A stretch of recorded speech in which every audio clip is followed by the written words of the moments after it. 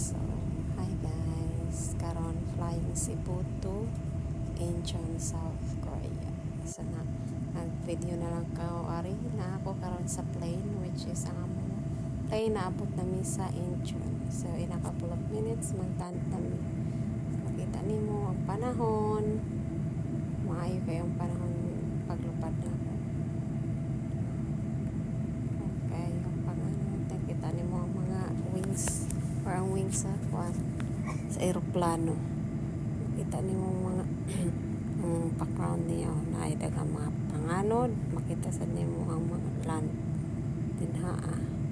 So while galingkod ko gabidi-bidi ko ani, so makita ninyo mo ni siya Korea. Hapit na ta na mo land.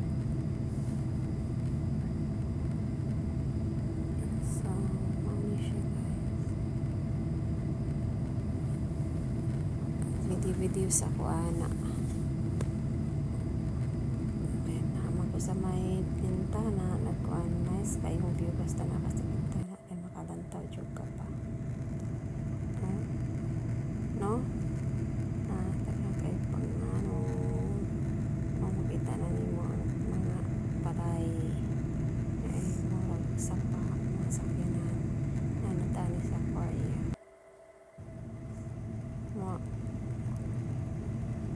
Dayon mga tubig.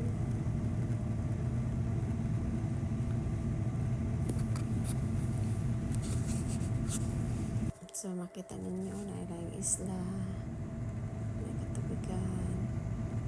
So sige na tani ko ang kaning panahon na murag nag-order ko ani kay maoning time na nibiya ko, first time na ako nabiya sa akong pamilya nga malayo po nila, first time na wala kay mga kaila diri ang lapita. So kana hapit na jud ta mao kani guys nya bisan man sakit sa atong dughan kinahanglan sa atong kuano kay ang hotel ay gid na sa kinabuhi kinahanglan sa ta mag-sacrifice. So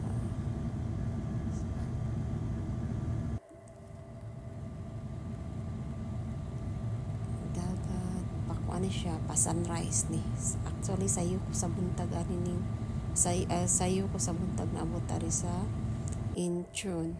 So nag-start tanawan niyo Cebu to Incheon, kapit na mo land ang akong plane. So nag-start nag-fly ko ani sa kuan sa plane mga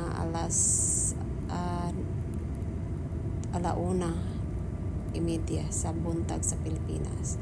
So naabot ko sa Korea mga alas 7 sa buntag sa ilang time. So sa Philippine time mga 6 a.m. Kay 1 hour ahead man ang Korea. So nag-view nagdarawan palanding na tayo mga guys. So mo landing na nga atong gisakyan na idro. Kita nimo green kaayo. In a couple of minutes mong land na ta. Kaya dool na ta sa Incheon, dool na ta sa ground. So mao ni siya landing na ta. So nice kayo pag-landing, maayo kay actually ang Korean Air, nagsakay ta sa Korean Air, maayo kayo lang service you guys so far. So nag-fly ko from Cebu to Korea, which is kuan siya 4.5 hours. So maayo mga buutan kayo Korean staff or crew. See, hapit na jud mo take hapit na jud ang touchdown na sa kuan. Touchdown Korea, so slow down. Lata sa Korea.